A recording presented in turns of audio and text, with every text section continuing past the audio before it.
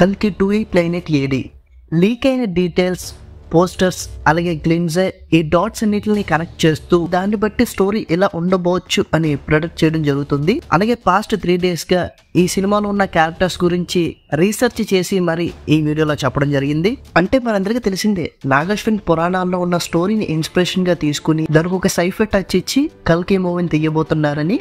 ఇంకా స్టోరీలోకి వెళ్ళిపోతే, పురాణాల ప్రకారం కలియుగం అంతమైపోయే టైంలో కల్కి భగవానుడు వస్తాడు అని చెప్తూ ఉంటారు. మంచి పర్వతాల్లో ఎవరికీ కనిపించిన ఒక పీస్ఫుల్ ప్లేస్ సంబాల నగరం నుంచి విష్ణు సుమతి దంపతులకు పుట్టినవాడు. లక్ష్మీదేవి అనుగ్రహంతో పుట్టిన పద్మావతి అనే యువతిని కూడా వివాహం చేసుకుంటారు. ఇంకా ఈ సినిమాలో 2898 AD అని అంటారు. అసలు ఏడి అంటే ఏంటి?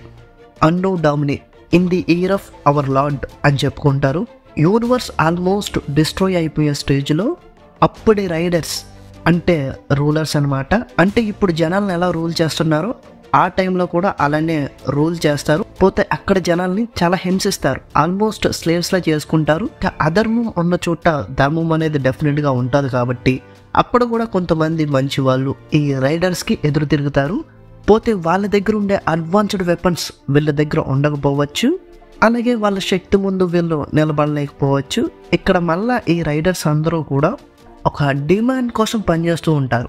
అసలు ఎవరు ఈ కలిపురుషుడు, ఎలా వచ్చాడంటే బ్రహ్మ నుంచి వచ్చిన ఒక వంశమే ఈ కలి వంశం. మళ్ళీ వాళ్ళందరి గురించి చెప్తే అది పెద్ద టాపిక్ అవుద్ది, దానికి స్పెసిఫిక్ గా వేరే వీడియో చేయమంటే చేస్తాను. బట్ ఇందులో మనకి కలి పురుషుడు అనేది మెయిన్ కాబట్టి ఆయన గురించి చెప్తాను. బ్రదర్ అండ్ సిస్టర్ రిలేషన్ వల్ల పుట్టినవాడే ఈ కలి పురుషుడు. ఏంటి ఏదో తేడాగా ఉందనుకుంటున్నారా? ఈయనే కాదు, ఈయన ఫ్యామిలీ మొత్తం తేడానే. ఈ కలిపురుషుడు ఎలా ఉంటాడంటే నల్లని ఛాతితో తన జననాంగమును చేత్తో పట్టుకుని బ్యాట్స్మెన్ కలిగి ఉంటాడు. పోతే సినిమాలో కమల్ హాసన్ ప్లే చేస్తున్నారు ఈ కలిపురుషుడు అనే క్యారెక్టర్ని. ఆయన యాస్టీజ్ ఇలాగే ఉంటుందా అంటే ఉండదు. ఎందుకంటే ఇది పురాణాల నుంచి ప్రేరణ పొంది తీస్తున్న ఒక సైన్స్ ఫిక్షన్ మూవీ కాబట్టి ఈ టైం లైన్ కి మార్చొచ్చు. సో దీన్ని బట్టి చూస్తే ఎలా ప్రజెంట్ చేస్తారు కమల్ హాసన్ గారిని అని ఒక క్యూరియాసిటీ అయితే ఉంది. బట్ ఇక్కడ ఇంకోటి ఏంటంటే, నాగశ్విన్ ఒక ప్రెస్ నోట్ లో చెప్పినట్టున్నారు, కమల్ హాసన్ గారు గ్లిమ్స్ మొత్తం ఉన్నారు బట్ మీకు కనపడరు అని. కలి పురుషుడు అనేవాడు ఒక నెగిటివ్ ఎనర్జీ కాబట్టి ఆ ఎనర్జీ అందరిలోని ఉంటాది అని ఇది చెప్పినట్టున్నారు. అంటే పూర్వం రాక్షసులు దేవుళ్ళు సపరేట్ గా ఉండేవాళ్ళు. దాని తర్వాత మంచి చెడు ఒకే ప్లేస్ కి రావడం జరిగింది. దాని తర్వాత మంచి చెడు ఒకే మనిషిలో రావడం జరిగింది. సో దీని తర్వాత చెడు అనేది కంప్లీట్ గా ఫామ్ అయిపోయి ఒక రూపం వచ్చేస్తుంది. సో అలా సినిమా క్లైమాక్స్ లో ప్రజెంట్ చేస్తారేమో ఈ కమల్ హాసన్ క్యారెక్టర్ ని. క్లైమాక్స్ వరకు తన ఔరాన్ని చూపించి ఒక ఫామ్ అనేది క్లైమాక్స్ లో ఇస్తారేమో అని అనుకుంటున్నాను.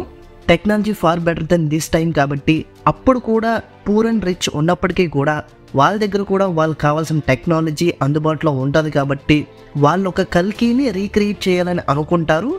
అప్పుడు హ్యూమన్ బీయింగ్ అయిన ప్రభాస్ని కల్కిగా రీక్రియేట్ చేస్తారు. ఇంకో మిత్ ఏంటంటే కల్కి భగవానుడు సైబర్గ్ రూపంలో వస్తాడని. సైబర్గ్ అంటే ఏం లేదు, మనిషే, కాకపోతే ఆయనలో ఉన్న పార్ట్స్ మొత్తం కూడా రోబోట్స్తో నిండి ఉంటాయి. మన గ్లిమ్స్లో చూసుకున్న ప్రభాస్ చక్రాల మీద రావడం అండ్ తన చేతికి ఒక వెపన్ ఉండడం, చాలా మంది దాన్ని టైం మిషన్ అంటున్నారు. సో అలా మన ప్రభాస్ని ఫుల్ రోబోట్ పార్ట్స్ తో చాలా అడ్వాన్స్డ్ గా మార్చేస్తారు. కల్కి భగవానుడు మెల్లో శ్రీవత్సవ్ లాకెట్ వేసుకుంటాడు, దాని షేప్ ఇంచుమించు ఇలానే ఉంటది. అండ్ దీపికా పదుకొనే క్యారెక్టర్ కూడా మన గ్లిమ్స్ పరంగా చూసుకుంటే ఒక స్లేవ్ లానే కనిపిస్తుంది. అంటే వాళ్ళకి పట్టుబడిపోయిన ఒక అమ్మాయిలా కనిపిస్తుంది. సో వన్స్ పట్టుబడిపోయిన తర్వాత వాళ్ళు ఏం చెప్తే చెయ్యాలి కాబట్టి ఏదో డిస్ట్రాయ్ చేయడానికి పంపించి ఉండాలి, లైక్ మోస్ట్లీ టెంపుల్స్ అవ్వచ్చు.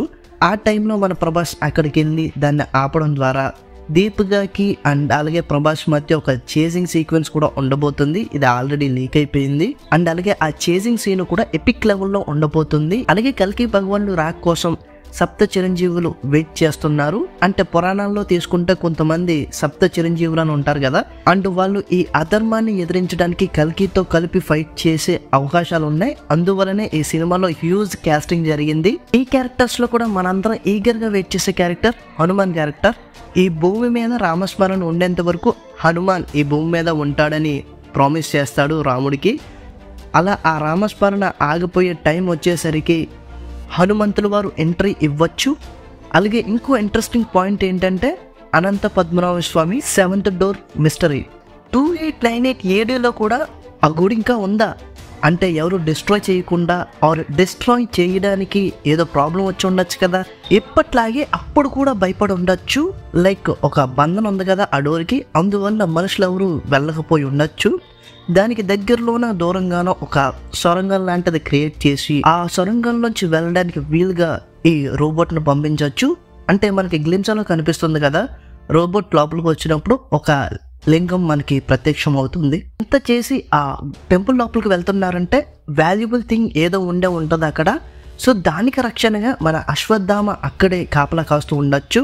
అశ్వత్థామ కూడా ఇమ్మోర్టలే, కాకపోతే అది తన అబిలిటీ వల్ల వచ్చింది కాదు, ఒక శాపం వల్ల వచ్చింది. అదేంటంటే అశ్వత్థామ ఒక యుద్ధంలో పాల్గొన్నప్పుడు కృష్ణుడు బాణాన్ని వెనక్కి తీసుకోమంటాడు. ఆ టైంలో అశ్వత్థామ వెనక్కి తీసుకోవడం కుదరదు, దానివల్ల ఒక ప్రమాదం జరుగుద్ది. సో కృష్ణుడు అప్పుడు ఒక శాపం ఇస్తాడనమాట, నీ బాడీ నుంచి రక్తం చీము మొత్తం ఎప్పుడు కారుతూ ఉంటుంది, కాకపోతే నీకు మరణం ఎప్పటికీ సంభవించదు. అశ్వత్థామ హెడ్ మీద ఒక డైమండ్ లైన్ షేప్లో ఐటమ్ ఉంటుంది, దాన్ని కూడా తీసుకోవడం జరిగింది. మనకి గ్లిమ్స్లో చూసుకుంటే క్లాత్తో ఆ బాడీని మొత్తం కవర్ చేసుకున్నారు, మేబీ రక్తం వల్ల అయి ఉండొచ్చు.